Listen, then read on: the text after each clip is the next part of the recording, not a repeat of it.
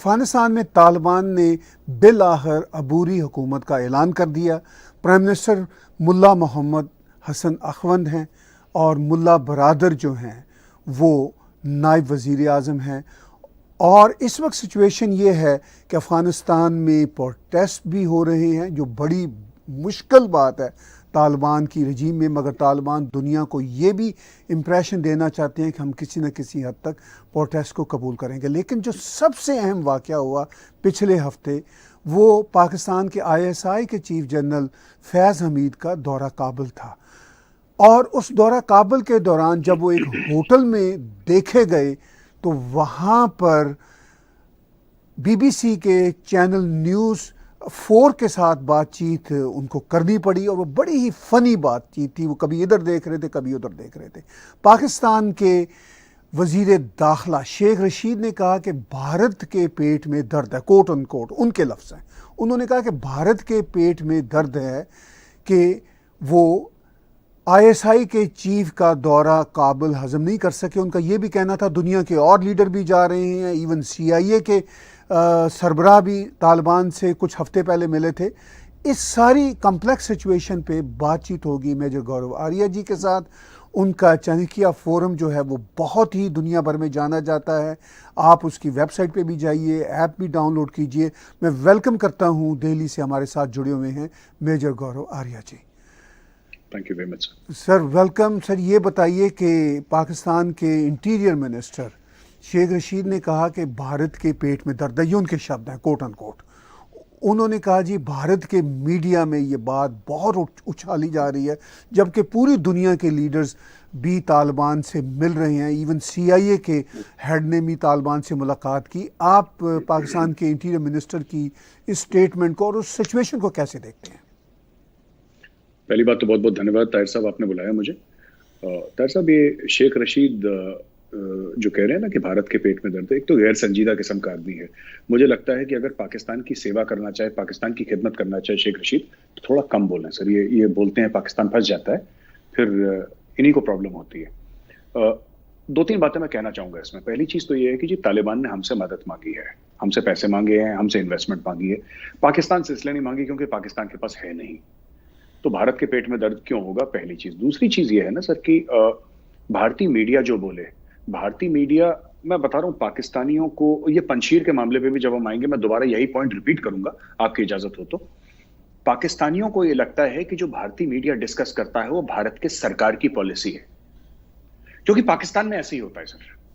पाकिस्तान में वो काली वीगो नीचे खड़ी हो जाती है, फिर वो ISI की गाड़ियां नीचे खड़ी हो जाती हैं, फिर उठा के ले जाते हैं, जर्नलिस्ट को मार देते हैं। पाकिस्तान में मीडिया जो है, ज्यादातर 99% जो मीडिया है, मैं 100% की बात नहीं कर रहा, कुछ हैं लोग इंडिपेंडेंट जो थिंकिंग रखते हैं, 99% मीडिया ये ऐसा मीडिया है सर जो कि अपने डायरेक्शंस DGISPR के दफ्तर से लेता है, ये अपने डायरेक्शंस ISI से लेता है, पाकिस्तानी आर्मी से लेता है।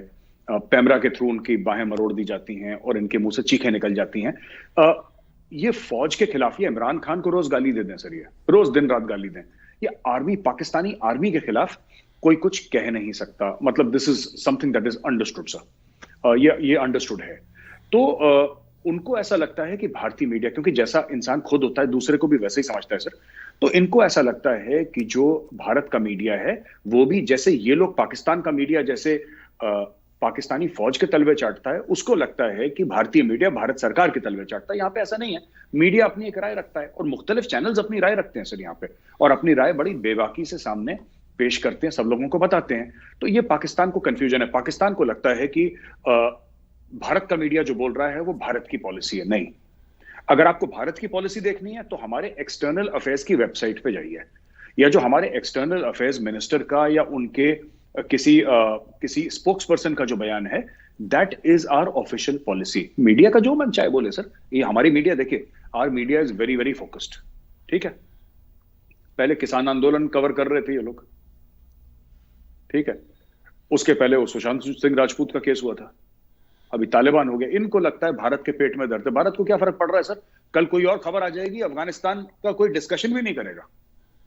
आपने तो देखा इंडियन मीडिया सर, ये पाकिस्तानी है जो हर चीज को दिल पे ले लेते हैं। They take everything to heart कि अरे ये बड़ा सगा भाई है। ऐसा कोई हमारा कोई सगा वगा भाई है नहीं। अच्छा, एक और बड़ी इंटरेस्टिंग चीज बताऊं सर, पाकिस्तान ने क्या करा है। पाकिस्तानी मीडिया ने ये पता नहीं, शायद ये सोचते भी ऐसे ही होंगे, मतलब मैं इनकी गलती नहीं मानता, हो सकता है माइंडसेट ऐसा है इन लोगों का, या कुछ इशू है इनके साथ, दिमागी कुछ बैलेंस खराब है। जब तालिबान काबुल पे काबिज हो गया तो पाकिस्तानियों ने बोला, ऐसे जश्न मनाया जैसे कि उनकी खुद की जीत हो गई है, right, as if it is every Pakistani personal victory, जैसे उनकी फतेह हो गई, right.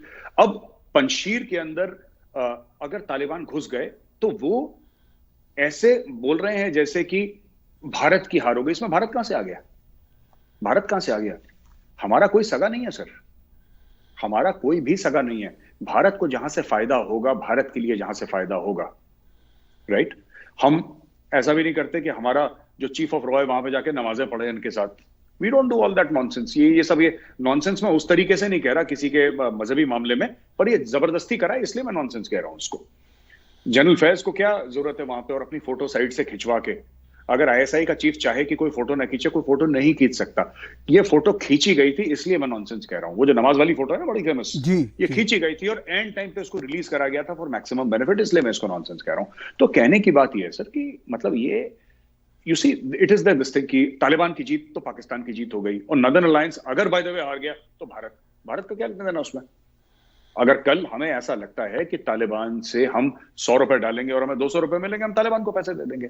We are totally focused on business sir, हम धंधे वाले लोग हैं, ठीक है सर, हम लोग धंधे वाले लोग हैं, हम लोग बेनिफिट देखते हैं, हमारे देश का कहां पे बेनिफिट होगा, right, and it is limited to that. भारतीय मीडिया जो बोले सर, भारतीय मीडिया का क्या लेना देना है गवर्नमेंट की पॉलिसी से? गवर्नमेंट की अच्छा, पाकिस्तान में ऐसा होता है, चाइना में भी ऐसा होता है। ग्लोबल टाइम्स को देखिए ना, ग्लोबल टाइम्स वही बोलेगा जो सरकारी मौकफ होगा। पाकिस्तान में भी 99% ऑफ द मीडिया हाउसेस वही बोलेंगे जो सरकारी या फौज का मौकफ होगा। उनके खिलाफ बहुत कम लोग, रेयर लोग जाते हैं, बिकॉज इंडिया में ऐसा नहीं है। इंडिया में इंडियन आर्मी से लोग सवाल पूछते हैं। यहाँ पे लोगों ने पूछा है मीडिया हाउसेस ने कि सर आप बताइए सर्जिकल स्ट्राइक की प्रूफ बताइए। बालाकोट में आप कह रहे हैं आपने बालाकोट में एयर स्ट्राइक करी है, प्रूफ दिखाइए। अब पाकिस्तान में सोच सकते हैं? पाकिस्तान में आप ये नहीं कह सकते कि आपने सरेंडर कर दिया 1971 16 दिसंबर को। आपको ये बोलना पड़ेगा साजिश थी, आपको बीच में ऐड करना पड़ेगा कि हिंदू की साजिश थी, यहूदी की साजिश थी, 5 साजिशें क्वालिफायर करना पड़ेगा। बट इंडिया में ऐसा नहीं है, इंडिया में हमारा कल्चर अलग है, हम मुंह पे जो भी बोल देते हैं, यहाँ पे फ्रीडम है, पाकिस्तान में नहीं है फ्रीडम से। आपने कहा कि भारत का मीडिया अलग है, सरकार अलग है, बिल्कुल आप दुरुस्त कह रहे हैं। सरकार की तरफ से किसी तरह का कोई बयान नहीं आया, ना जनरल फैज़ हमीद के दौरा पर कोई कमेंट्री है, ना पंजशीर में जो कुछ हो रहा है उस पर कोई बातचीत है, ना अफ़गानिस्तान में जो कुछ हो रहा है बातचीत है, बल्कि वो भी दुनिया की तरह वॉच एंड वेट पे ही बिलीव कर रहे हैं। जैसे पूरी दुनिया कह रही है कि हम देखते हैं किस तरह की सरकार बनती है, फिर हम उसके मुताबिक आगे चलेंगे। और आपने ये भी कहा कि तालिबान भारत से तो मदद मांग रहे हैं इसलिए कि भारत इस पोजीशन में है मदद कर सके। अब वहाँ पे ट्रांजिशन गवर्नमेंट बन गई है और यही गवर्नमेंट 19-20 के फ़र्क के साथ आगे भी चलेगी। इस पे आप क्या कमेंट्री करेंगे? देखिए सर, जनरल फैज गए थे वहां पे सरकार बनाने के लिए। अब कुछ लोग कह रहे हैं कि पाकिस्तान के फायदे की सरकार बनी, कुछ लोग कह रहे हैं शायद इतने फायदे की नहीं बनी। लेकिन देखिए, सरकार बनाने को हमें लगता है कि, मुझे लगता है इसको ना बहुत एक बड़ा हुआ बना दिया, क्योंकि भाई तालिबान की सरकार बन रही है, किसी और मुल्क की सरकार बनती तो इतना ड्रामा नहीं होता। पर सरकार बन के क्या होगा सर? आज सरकार उनकी बन गई, राइट। अब कल क्या होगा मैं ये जानना चाहता हूं। आज की रात खत्म हो जाएगी, अगर आज बन गया, कल बन गया, परसों बन गया, जब भी उनकी सरकार बन गई, ये रात खत्म हो जाएगी। अगले दिन क्या होगा? अगले दिन सच्चाई क्या है सर? सच्चाई ये नहीं है कि कौन उनका प्राइम मिनिस्टर बना, कौन उनका डिप्टी प्राइम मिनिस्टर बना, ये सच्चाई नहीं है। सच्चाई ये है कि वहां पे लोकल जो काबुल में लोग हैं, हेरत में लोग हैं, उनको तनख्वाहें नहीं मिली हैं अगस्त की तनख्वाहें सितंबर में, वो लोग सड़क पे आ रहे हैं। सच्चाई ये है। सच्चाई ये है कि नलों में पानी नहीं आ रहा है। सच्चाई ये है कि बल्ब में बिजली नहीं आ रही सर। सच्चाई ये है कि एटीएम में पैसा नहीं है। सच्चाई ये है कि स्टेट बैंक ऑफ अफगानिस्तान में पैसा नहीं है। और फैज हमीद अपनी मजार बनवा ले अपनी काबुल में, पैसा नहीं आने वाला। वो बोले कि मुझे दफन कर दो काबुल में, पैसा नहीं आने वाला। पैसा तो पैसे से आता है सर, पैसा तो पैसे से आता है। जब पैसा आएगा तब आएगा। अब देखते हैं। चीन, हम तो चाहते हैं कि चीन मैसिवली इन्वेस्ट करे, हम चाहते हैं चाइनीज इंजीनियर। देखिए sir, Afghanistan will remain unstable. जो अफगानिस्तान में जाएगा उसके हाथ जलेंगे। अब चाइना कितने अपने हाथ जलाना चाहता है? Pakistani army, you very well know, they are soldiers of fortune sir. वो तो मर्सनरीज हैं, उनको चाइना पैसा दे देगा, उनको थोड़ा सा ये कर देगा तो वो अपनी फौजें घुसा देंगे पैसे के लिए। पहले भी घुसाते हैं सर। परवेज मुशर्रफ की किताब है ऑन रिकॉर्ड, उसने तो पाकिस्तानी बेच रखे हैं सर। 4,000 पाकिस्तानियों को, कबाब वाले को, फल वाले को, कारपेट वाले को, दुकान वाले को बेच दिया था अमेरिकन को झूठ बोल के कि अलकायदा का है। तो 1,000, 2,000, 10,000 डॉलर उसकी जेब में डाल लिए। तो ये सब करते आए हैं सर ये लोग। तो कहने की बात है पाकिस्तान भेज देगा अपनी फौजें अगर चाइना बोलेगा तो। लेकिन fact of the matter is कि देश चलाने के लिए पैसा चाहिए। सबसे बड़ी बात, वो पैसा कहां से आएगा। और दूसरी बड़ी बात सर, दूसरी बड़ी बात, तालिबान के जो फैक्शंस नाखुश हैं उनका क्या होगा, मैं ये जानना चाहता हूं। सबसे बड़ी बात, जनरल हमीद हो आए वहां पे, फैज हमीद हो आए, सब कुछ करा, सरकार बन गई, और हो सकता है वो इस्लामाबाद भी वापस अभी तक आ गए हों, रावलपिंडी वापस आ गए हों। तो क्या हुआ, होगा क्या उसके बाद? सरकार कैसे चलेगी ये बताइए, पैसे कहां से आएंगे? और जो तालिबान के फैक्शंस हैं जो नाखुश हैं उनका क्या? देखिए, आप भी कह रहे हैं और एक परसेप्शन भी है कि जनरल फैज़ हमीद गए और वहाँ की जो इस वक्त की ट्रांजिशन गवर्नमेंट है उसके अब नाम सामने आए, शायद सरकार बनाने में उन्होंने कोई ना कोई सजेशंस दी होंगी। लेकिन ऑन द अदर हैंड जिस दिन वो गए हैं होटल में, लिंडसी एक जर्नलिस्ट हैं जिन्होंने उनको स्पॉट किया चैनल 4 की, उन्होंने जब एक क्वेश्चन पूछा तो उस पर वो दाएं बाएं देखने लगे और उनके पीछे जो हरकारे खड़े थे वो कहने लगे जी पीस पीस पीस के लिए आए हैं जनरल फैज़ हमीद। तो उस सिनेरियो को, वो जो एक फनी सा सीन था, आप उस पर क्या कमेंट्री करेंगे? कोई कमेंट्री नहीं है। ऐसी बात नहीं है कि जनरल फैज के पास कोई लफ्ज नहीं थे कहने के लिए सर। वहां पे शाह महमूद कुरैशी जो उनके एक्सटर्नल अफेयर्स मिनिस्टर हैं, अगर वो भी वहां पे होते जनरल फैज हमीद की जगह, वो भी ऐसी गड़बड़ करके आते। अगर वहां पे इमरान खान होते, आप इनके इंटरव्यूज देखिए सर, इनके इंटरव्यूज, आप मोहिद यूसुफ के इंटरव्यूज देखिए, इनका कोई भी ऐसा इंटरव्यू है जो कि वेल रिसीव्ड है? इनके सारे इंटरव्यूज कंट्रोवर्शियल है, सारे इंटरव्यूज कंट्रोवर्शियल है। जबकि ऐसा नहीं कहना चाहिए। किसी मुल्क के आप फॉरेन मिनिस्टर से ये पूछें कि ओसामा बिन लादेन को मारा गया कि वो शहीद हुआ, और वो कहे नो कमेंट्स, वो कहे नो कमेंट्स, तो फिर आप समझ लीजिए वो मुल्क कितने बड़े कंफ्यूजन का शिकार है। और वो दुनिया की जो सिम्त से, या दुनिया जिस डायरेक्शन में चल रही है सर, उस डायरेक्शन से वो मुल्क कितना अलग चल रहा है, कितना मुख्तलिफ चल रहा है। ये एक चीज है। दूसरी बात यह है कि वो सरीना होटल में गए और वहां पे देखिए ना, एंड में उसने पूछा, वो लिंडजी जो थी लेडी, उसने पूछा कि क्या हो रहा है, कैसे हो रहा है, तो उसने बोला don't worry everything will be okay. एक उड़ी उड़ी बात कर दी जन साहब ने। इशू ये है, क्या हो रहा है इशू नहीं है जो उस जर्नलिस्ट ने पूछा, क्या होगा ये इशू है। अब होगा क्या, मैं ये जानना चाहता हूं। सरकार बन गई, मुबारक हो, कॉन्ग्रेचुलेशन, बहुत बहुत बधाइयां। अब नेक्स्ट स्टेप, नेक्स्ट स्टेप। क्योंकि लोग सड़कों पे सिर्फ इसलिए नहीं आ रहे क्योंकि उनको तालिबान से आजादी चाहिए। वो कह रहे हैं साहब घर में खाना नहीं है, खाना लाओ। पाकिस्तान तो खाना देगा नहीं, खाना कहां से आएगा? और जब भुखमरी बढ़ेगी, जब पूरे अफगानिस्तान में, क्योंकि लोगों के पैसे लॉक हो गए ना सर, लोगों के पैसे लॉक हो गए, जिनके पास थे उनके पास भी पैसे नहीं है। करेंसी का प्राइस इतना गिर गया कि डॉलर टू जो अफगान करेंसी है वो बिल्कुल ना के बराबर जमीन छू रही है। अफगानिस्तान इतने करोड़ों लोगों के पेट कैसे, तालिबान माफ कीजिएगा, इतने करोड़ों लोगों के पेट कैसे पालेगा? तो ये सच्चाई है, ये डील करना है। सरकार बन गई, सरकार बन गई, चलो बन गई सरकार, अब क्या करना है ये बताओ। सरकार तो बन गई, that is history now, what next? देखिए, सरकार तो बनना ही थी, बहुत दिनों से एंटिसिपेट कर रहे थे हम सब, और एक फॉर्मल अनाउंसमेंट आ गई। लेकिन उसके साथ साथ अफ़गानिस्तान की सड़कों पे अब प्रोटेस्ट हो रहे हैं, बच्चियां बाहर निकल रही हैं, और सबसे जो इम्पोर्टेंट नोटेबल बात यह है कि पाकिस्तान के एम्बेसी के बाहर नारे लग रहे हैं, मर्ग बर पाकिस्तान, यानी पाकिस्तान मुर्दाबाद।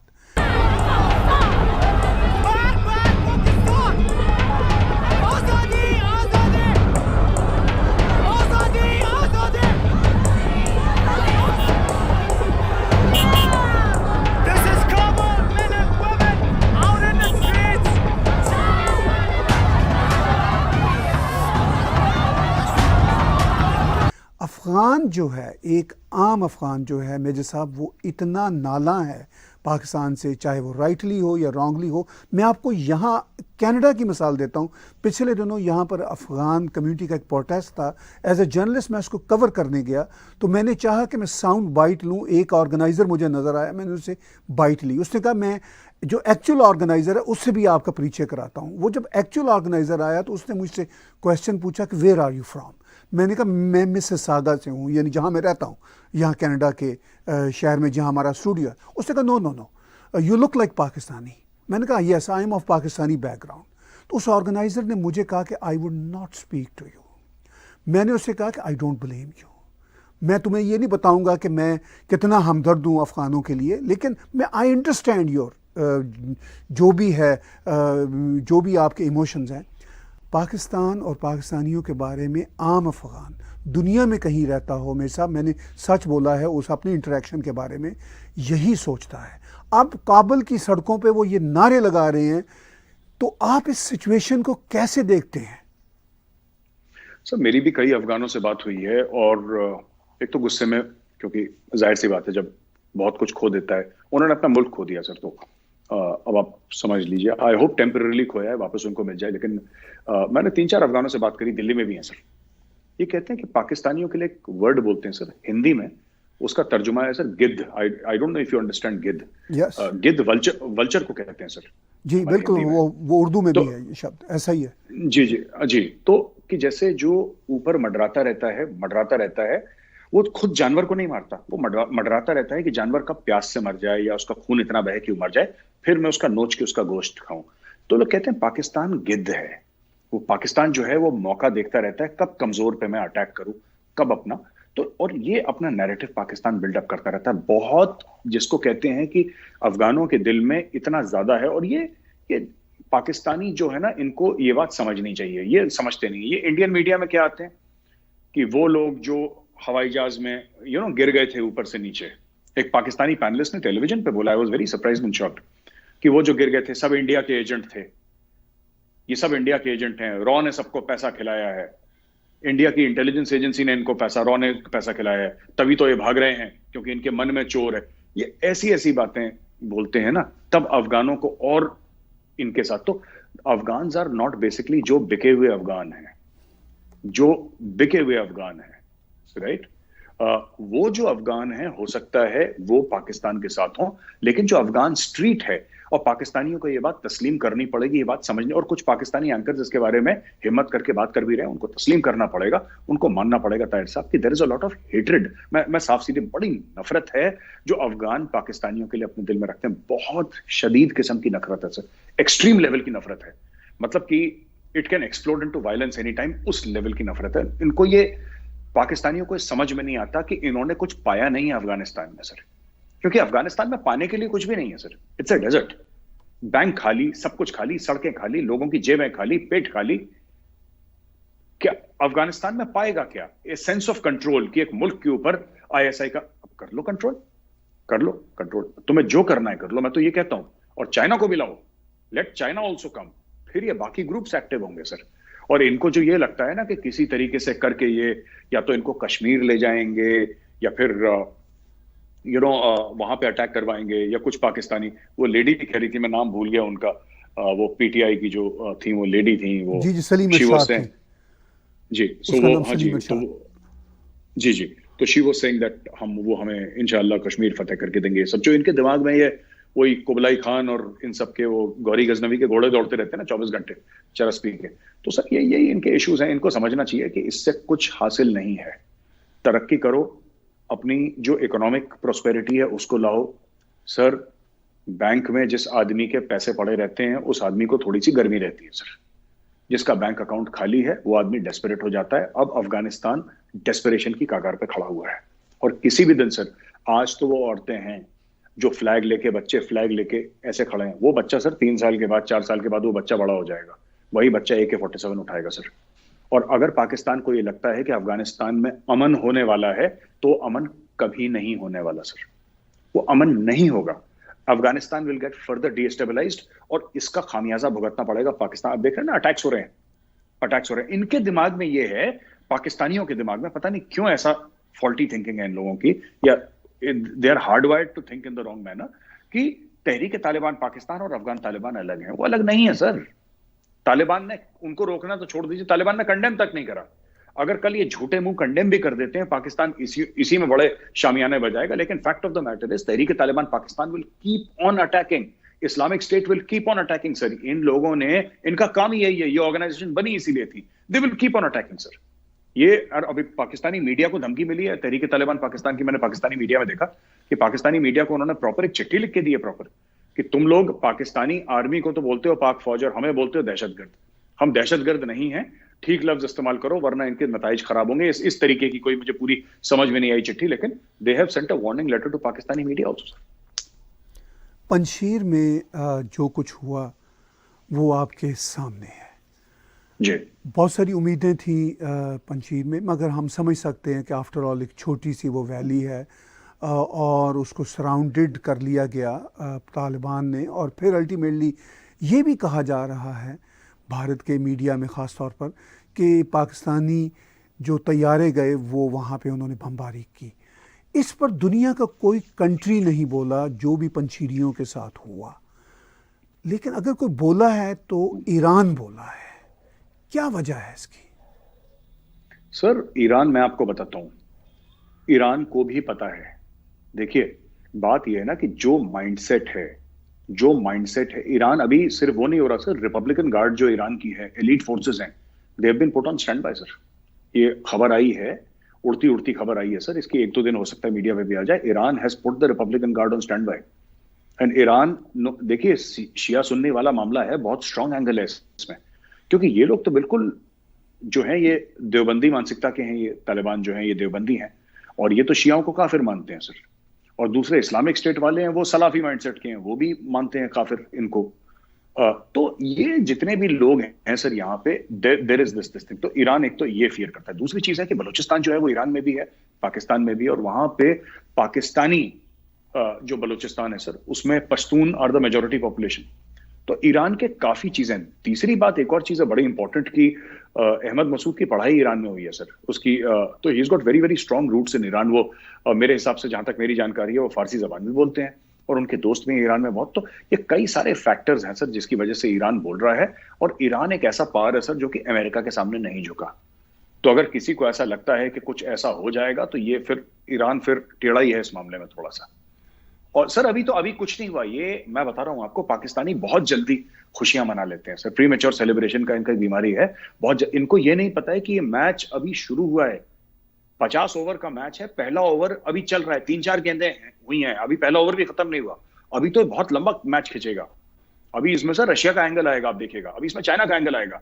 अभी चाइना पाकिस्तान इकोनॉमिक कॉरिडोर का तालिबान ने यह बोला है कि आप अफगानिस्तान से लीजिए, इसका भी एक एंगल है जो कि पाकिस्तान सोच रहा है वो कंट्रोल कर लेगा। It is highly damaging to Pakistan, it is going to be highly damaging to Pakistan. तो इसमें कई सारी ऐसी चीजें हैं जो कि जियो पॉलिटिक्स में ये चीज अभी घूम रही हैं। इसमें कोई क्लियर लाइंस नहीं है सर ब्लैक और व्हाइट की, everything is grey right now.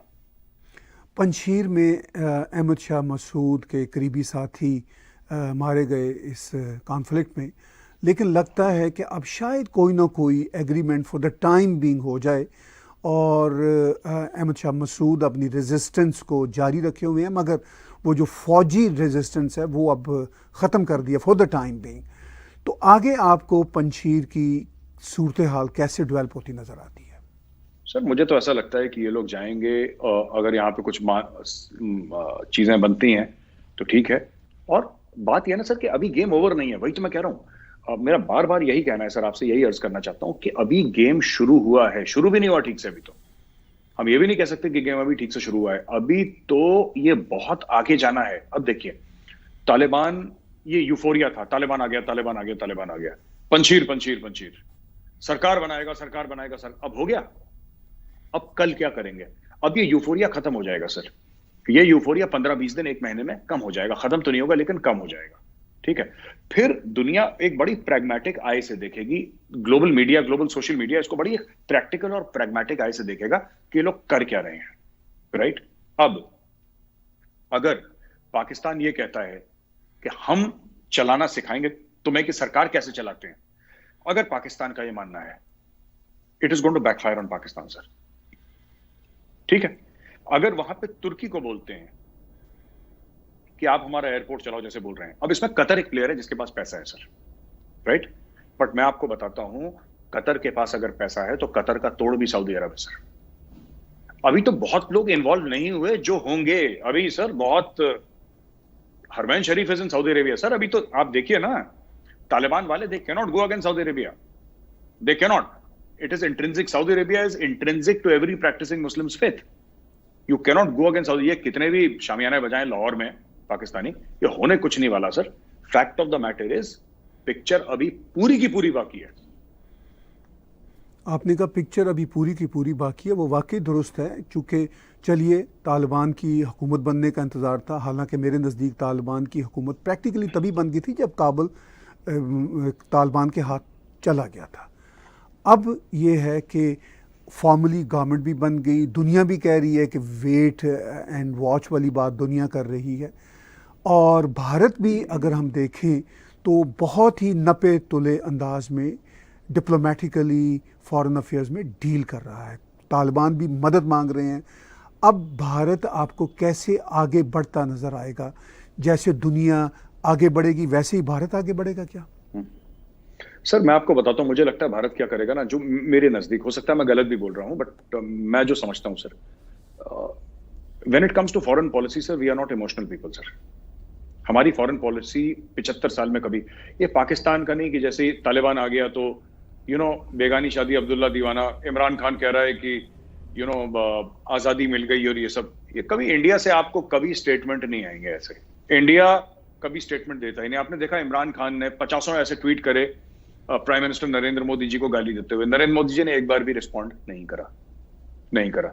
तो पाकिस्तान से बड़े सीनियर लेवल पे लोग बड़े जज्बाती और गैर संजीदा स्टेटमेंट्स देते हैं. ये वहां की रिवायत है सर, ये सब लोग ऐसी हैं.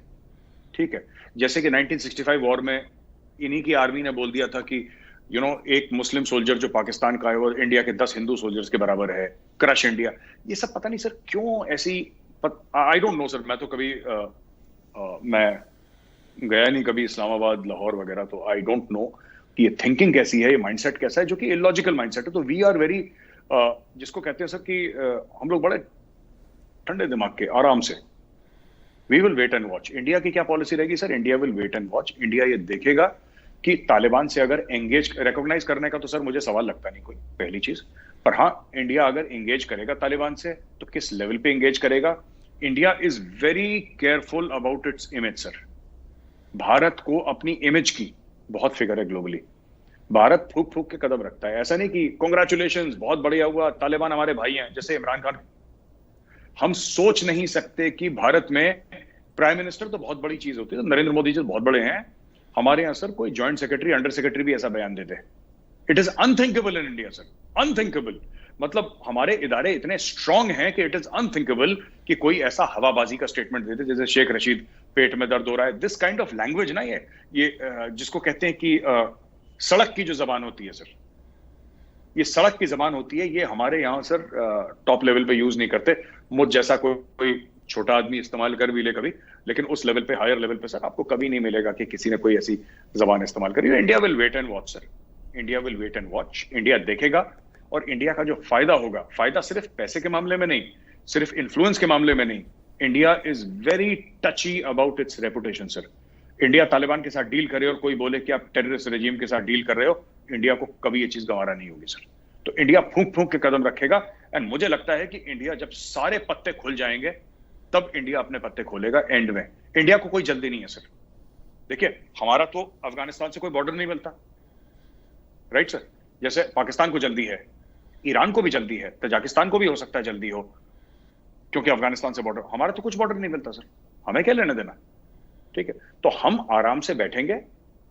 हो सकता है इंडिया 6 महीने बाद बोले, हो सकता है 3 महीने बाद बोले, हमें कोई जल्दी नहीं है सर. आराम से बात करेंगे. जब हमें लगेगा कि it is the right moment, the opportune moment, तब हम अपना पत्ता खेलेंगे वहां पे, जिसमें हमें लगेगा कि इंडिया की रेपुटेशन भी बची रहे और इंडिया को फायदा भी. आखिर में मेरे साहब, मैं आपसे जानना चाहूँगा, एक्चुअली मेरे व्यूअर्स और आपके व्यूअर्स जानना चाहेंगे आपसे, चूँकि ये सवाल हमें सोशल मीडिया पे हम तक पहुँचता है बार बार. लोगों का ये कहना है कि जब पाकिस्तान के ISI के चीफ वहाँ पे गए, ओपनली सरकार बनाने में उन्होंने मदद दी, हत्ता के अहमद शाह मसूद ने कंडेमनेशन की, और अहमद शाह मसूद की ही पार्टी के कुछ लोग 2 महीने पहले इस्लामाबाद में भी थे. बहुत अच्छे उनके पाकिस्तान की सरकार के साथ मीटिंग्स भी हुई. अब हमारे व्यूअर्स ये जानना चाहते हैं कि इंटरनेशनल कम्युनिटी पाकिस्तान से ये सवाल क्यों नहीं पूछती कि आपकी इस तरह की डायरेक्ट इंटरफेरेंस क्यों है, जबकि अफ़गान खुद कह रहे हैं कि पाकिस्तान की डायरेक्ट इंटरफेरेंस होती है। तो हमारे व्यूअर्स का ये कंसर्न है कि after all international community Pakistan से ये सवाल क्यों नहीं करती। सर, इंटरनेशनल कम्युनिटी को करने की जरूरत भी नहीं है, मैं चाहता भी नहीं इंटरनेशनल कम्युनिटी करे। पाकिस्तान के अंदर सर खुद इतना भी मवाद डलने वाला है 4-6 महीने के अंदर। आप देखिएगा, हमने आप ही के प्रोग्राम में बोला था ना कि पाकिस्तान के अंदर गेम बदलने वाला है। याद है आपको? याद होगा, मैंने बोला था कि कुछ हफ्ते में। अब आपने देखा सर, स्नाइपर राइफल्स आ गई हैं सर तहरीक तालिबान पाकिस्तान के साथ, तो तहरीक तालिबान पाकिस्तान ठोक रहा है रोज। क्वेटा में उसने सुसाइड अटैक करा सर। स्नाइपर कितने अटैक्स, 20 से लेकर 25 अटैक हो चुके हैं सर। ये अटैक्स और इंटेंसिफाई होंगे। उसका रीजन है सर, उसका अब तो हमारा कोई कॉन्सुलेट नहीं है सर अफगानिस्तान में। अब तो हमारा कोई रॉ का दफ्तर नहीं है, सो टू से। ना पहले था, लेकिन उनको लगता था कि हर एक हिंदुस्तानी रॉ का एजेंट है। अब तो हमारा वहां पे एम्बेसी भी नहीं है। फिर ये पाकिस्तान के अंदर लगातार रोज रोज अटैक क्यों हो रहे हैं सर? और उसको अफगान तालिबान कंडेम क्यों नहीं कर रहा है? और अगर कर भी देगा कंडेम, तो क्या ये अटैक्स रुक जाएंगे सर? ये अटैक्स नहीं रुकेंगे। ये बात मैंने आपकी शो में बोली थी और वो चीज अब सही हो रही है। देखिए, मैं आपको बताता हूं, दुनिया पाकिस्तान को कंडेम करे ना करे, राइट, पाकिस्तान को इसका खामियाजा भुगतना पड़ेगा। क्योंकि मैं एक बात बताता हूं सर आपको, एज अ फौजी, और मैं पढ़ता बहुत हूं सर, मैं I read every day and plus I run a geo strategic portal. तो मैंने एक दो बातें देखी हैं जो मैंने नोट करी है पाकिस्तान के बारे में। बड़ा क्लोजली पाकिस्तानी आर्मी को स्टडी करा। Pakistani army thinking is tactical sir, it is not strategic. इनकी बड़ी short term tactical level thinking है। Even their core commanders ना sometimes they think like company commanders, they think like battalion commanders. इनकी बड़ी tactical, इनकी strategic thought process है ही नहीं sir Pakistan का। अगर पाकिस्तान का strategic thought process होता ना, और इनको तालिबान के साथ, ये तालिबान की लीडरशिप को सर बुलाते इस्लामाबाद, या वहां पे शाह महमूद कुरैशी को एक ब्रीफ लेके भेजते। इन्होंने सबसे बड़ी गलती करी। देखिए, अपने पत्ते कभी नहीं दिखाए जाते इस गेम में, अपने पत्ते नहीं दिखाए जाते।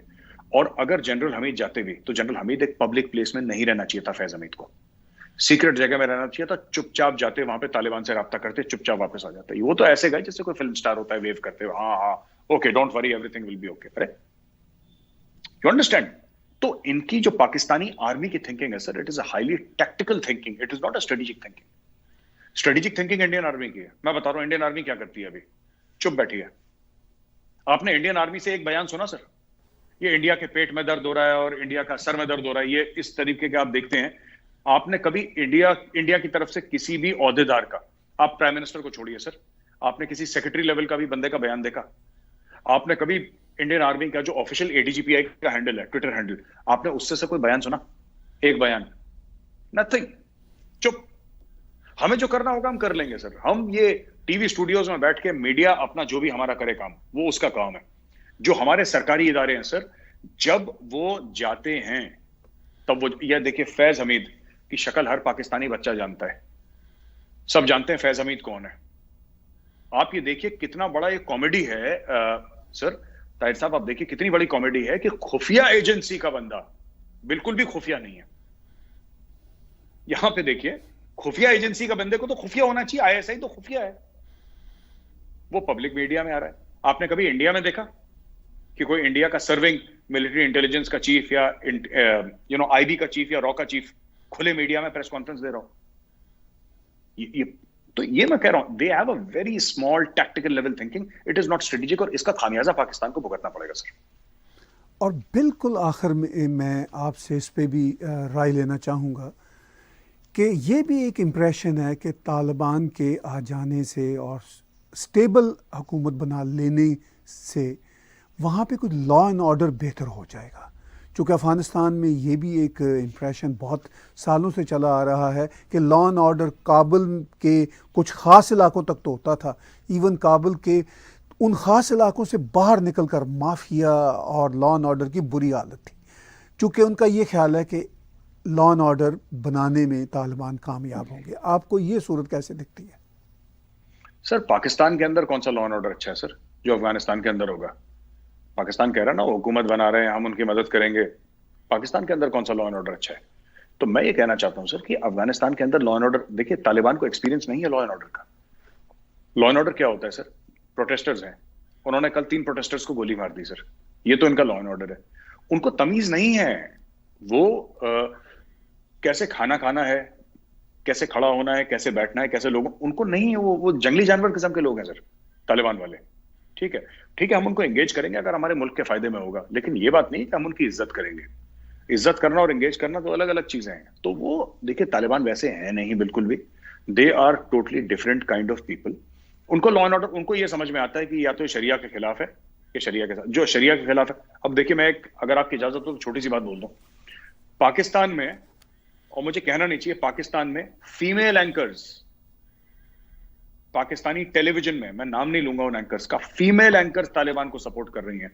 और मेरा दिल चाहता है कि अगर मेरे पास उनका फोन नंबर होता तो मैं उनको फोन करके बोलता कि बहन, तुम औरत हो, तुम तालिबान को सपोर्ट कर रही हो, तुम्हें पता है तुम अगर टेलीविजन पे आओगी बिना अपना सर ढके तो तालिबान तुम्हें वाजिबुल कत्ल समझते हैं। म्यूजिशियंस पाकिस्तान के, जो म्यूजिशियंस नहीं, क्या वो फिल्म इंडस्ट्री वाले, वो लोग अपने बयान दे रहे हैं कि वी सपोर्ट। तालिबान की नजर में तुम जो काम करते हो तुम्हारा धंधा हराम है, तुम्हें कोड़े पड़ने चाहिए, तुम्हें पत्थरों से मारना चाहिए, वो तालिबान समझता है। और जो तालिबान जिनका दुश्मन है वो तालिबान को सेलिब्रेट कर रहे हैं। For example female anchors, for example Pakistani singers, for example Pakistani actors. Taliban की नजर में तो हराम है ये। तालिबान तो कहता मारो इनको, उन्होंने मार दिया। उस सिंगर को नहीं मार दिया, वो जो बंदा था अंद्राबी, क्या नाम था उसका, उसको मार दिया उन्होंने। एक और कॉमेडियन था, उसको मार दिया। वो कहते हैं ये सब बेकार की चीजें, मारो इनको, कत्ल कर दो। खोपड़ी में रखी सर AK-47, जान से मार दिया उसको। तो ये सब इनको, ये पाकिस्तानियों को दूसरे के मुल्क में शरिया चाहिए सर, अपने मुल्क में नहीं चाहिए। बहुत शुक्रिया मेरे साहब, आपने वक्त दिया हमें, आपके वक्त की कदर होती है और we really appreciate your thoughts. बातचीत सुन रहे थे आप मेजर गौरव आर्या साहब की। आप उनके फोरम, चाणक्य फोरम को डाउनलोड कीजिए, उसकी ऐप को एप्पल फ़ोन में भी और एंड्रॉयड फ़ोन में भी, और इसके साथ साथ उनकी वेबसाइट को भी देखिए। हर हफ्ते हमारी कोशिश होती है कि मेजर गौरव आर्या की ओपिनियन आप तक एज इट इज़ पहुंचाएं। आपके जो भी कमेंट्स हों हम उनको भी वेलकम करते हैं, और हम यही समझते हैं कि इस सारी डिस्कशन को आप ब्रेनस्टॉर्मिंग के तौर पर लेके, इसके साथ साथ हम हर हफ्ते कोशिश करते हैं कि मेजर साहब को एक बार ज़रूर अपने शो में लाएं, और कामरान बुखारी साहब के हवाले से भी हमारी कोशिश होती है कि हफ्ते में एक बार उनको ज़रूर शो में लाएं। और भी बहुत सारे साथी टैग टीवी पे अपीयर होते रहते हैं, डिफरेंट पर्सपेक्टिव के साथ अपनी ओपिनियन देते रहते हैं। मेजर साहब का अपना पर्सपेक्टिव है, कामरान बुखारी साहब का अपना पर्सपेक्टिव है, और हमारे जो और पैनलिस्ट हैं उनका भी अपना अपना पर्सपेक्टिव होता है। तो आप टैग टीवी को देखते रहें, सब्सक्राइब कीजिए यूट्यूब के चैनल को, और यूट्यूब के इसी चैनल पे अगर आप डोनेट के बटन को क्लिक करेंगे तो आप अपने क्रेडिट कार्ड के ज़रिए कंट्रीब्यूट कर सकते हैं, आप हमें पेपॉल के ज़रिए कंट्रीब्यूट कर सकते हैं, पैट्रियन के ज़रिए आप हमें पैट्रोनाइज कर सकते हैं। आज का बिला तकल्लुफ़ तजिया मेरे साथ और मेजर गौरव आर्या जी के साथ देखने और सुनने का बहुत शुक्रिया।